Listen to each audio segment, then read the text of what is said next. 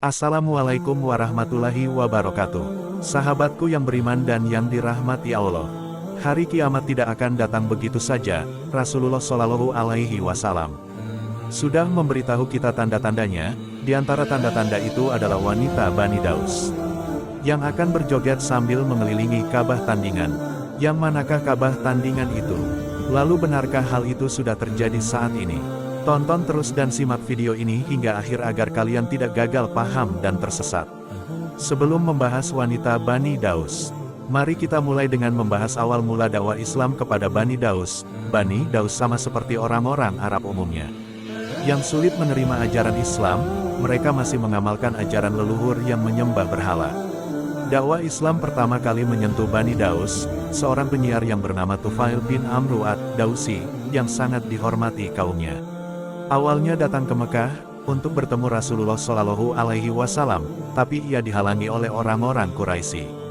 Ia dilarang bertemu dan berbicara dengan Nabi Shallallahu Alaihi Wasallam. Orang-orang Quraisy tersebut sampai mengikuti kemanapun Tufail pergi. Saat Tufail mengatakan kalau dia tidak akan bertemu dan bertegur sapa dengan Rasulullah Shallallahu Alaihi Wasallam, barulah orang-orang itu pergi. Tufsil pun masuk ke Masjidil Haram dan mendengar Rasulullah Shallallahu Alaihi Wasallam membaca ayat-ayat Al-Quran. Dalam salatnya, dalam hati Tufail selain memuji betapa indahnya ayat-ayat Al-Quran yang dilantunkan tersebut, Tufail kemudian mendatangi Rasulullah Shallallahu Alaihi Wasallam dan menceritakan perjalanannya hingga bisa bertemu sang Nabi. Percakapan tersebut berlanjut hingga Rasulullah Shallallahu Alaihi Wasallam menawari Tufail untuk masuk Islam, seraya membacakan ayat-ayat Al-Quran.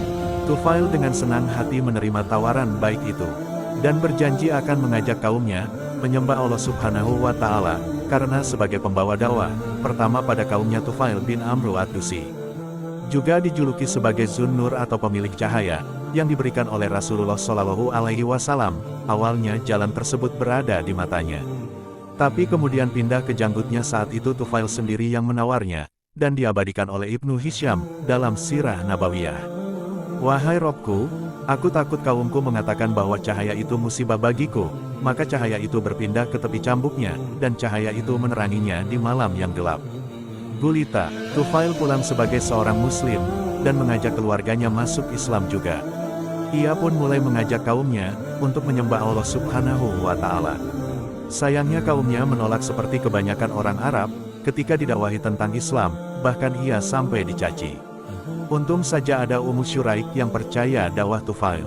Sejak mengakui agama Islam, Ummu Syuraik pun gencar berdakwah di kalangan sesama wanita, bahkan sampai mendatangi rumah-rumah para perempuan untuk mengenal lebih dekat agama yang dibawa oleh Nabi Muhammad Shallallahu Alaihi Wasallam, itu walaupun dilakukan secara sembunyi-sembunyi.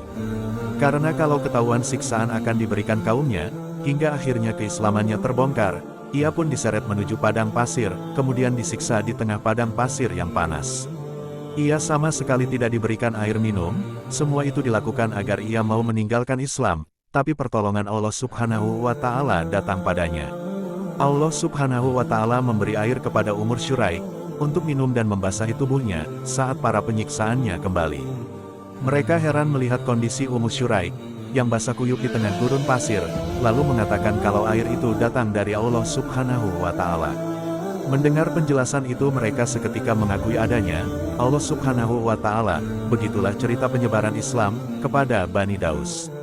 Memang telah menerima ajaran Islam, tapi mereka akan kembali menyembah berhala-berhala itu, mereka sebut dengan Sul-Halasah, milik kabilah Kasam, dan Bajilah yang terletak di Tobala, yang berada di antara Makkah dan Yaman, adalah sebuah kuil yang di dalamnya terdapat banyak berhala.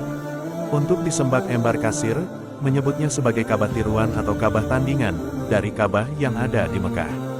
Pada zamannya yang mana punya nama tersendiri, untuk membedakan keduanya Ka'bah yang ada di Mekah disebut Ka'bah Syamiyah karena berada di utara wilayah Syam, atau Suriah, sedangkan Sul-Halasah sebagai Ka'bah Yamani karena berada di sekitar Yaman.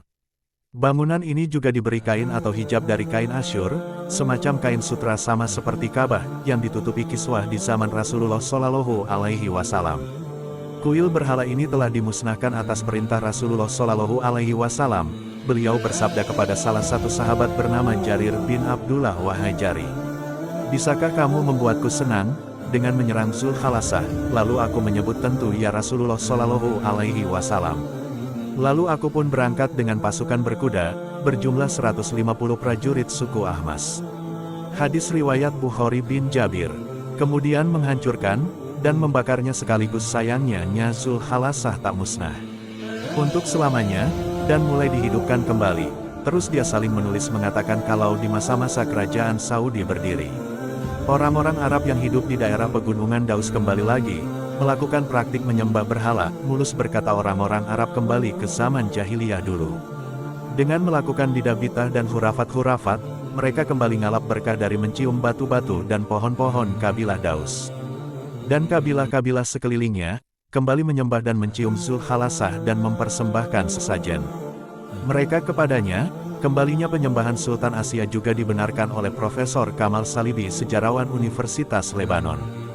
Beliau berkata sepeninggal Rasulullah Shallallahu Alaihi Wasallam, dan telah hidup kembali di Jazirah Arab, di pedalaman Asia di wilayah Arab Saudi, di mana tradisi ini bertahan hingga tahun 1815, namun pada tahun itu sebuah gerakan organisasi di Arab mengadakan operasi militer khusus, untuk menekan kelompok penyebab berhala, di berbagai bagian Asia.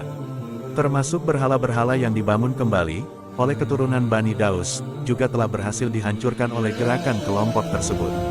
Penghancuran bangunan Zulkhalasah ini ternyata tak hanya dilakukan sekali, pasukan Raja Abdul Aziz Al-Faisal juga pernah melakukannya, salah satu pengawal raja tersebut bersaksi kalau bangunan Ka'bah tiruan tersebut sangatlah besar, dan kokoh, saking kokohnya suatu bongkahan saja tak bisa dihancurkan oleh puluhan orang jauh sebelumnya.